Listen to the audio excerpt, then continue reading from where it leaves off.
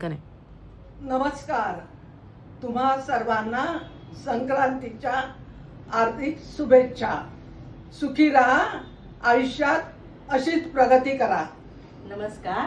हिंदू धर्मात मकर संक्रांत एक प्रमुख पर्व आहे. पहिल्यांदा आपण पूजा करू आणि नंतर संक्रांतीविषयी माहिती घेऊया. नवीन वर्षातला पहिलाच सण अर्थात मकर संक्रांत. हिंदू धर्मात मकर संक्रांत एक प्रमुख पर्व आहे. दरवर्षी 14 जानेवारीला आपण मकर संक्रांत साजरी करतो. मकर संक्रांती म्हणजे सूर्याचे मकर राशीत संक्रमण, जो हिवाळ्याची समाप्ती आणि उत्तरायणाची सुरुवात दर्शवतो. या सणाला तिळगुळ खाऊन, सुगड पूजेसारख्या परंपरा करून, शक्यतो काळा रंग परिधान करून, दानधर्म पुण्यकर्म करून हा सण साजरा करतात. तिळगुळ देऊन तिळगुळ घ्या, गोडगोड बोला म्हणण्याची प्रथा आहे.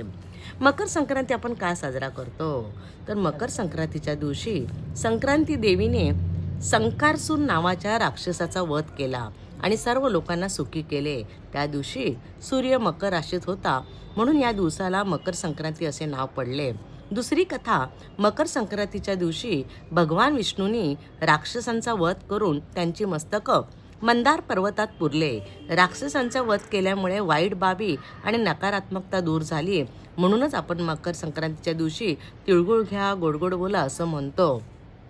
मकर संक्रांतीच्या पौराणिक कथेनुसार भगवान सूर्यदेव धनु राशी सोडून मकर राशीत प्रवेश करतात.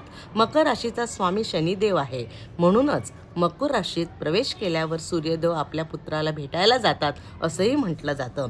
ज्याप्रमाणे मकर राशीत प्रवेश केल्यानंतर सूर्यदेवाचे तेज वाढते, त्याप्रमाणे ही मकर संक्रांत तुमचे यश, संपत्ती, आरोग्यरूपी तेज वाढवणारी ठरो. हीच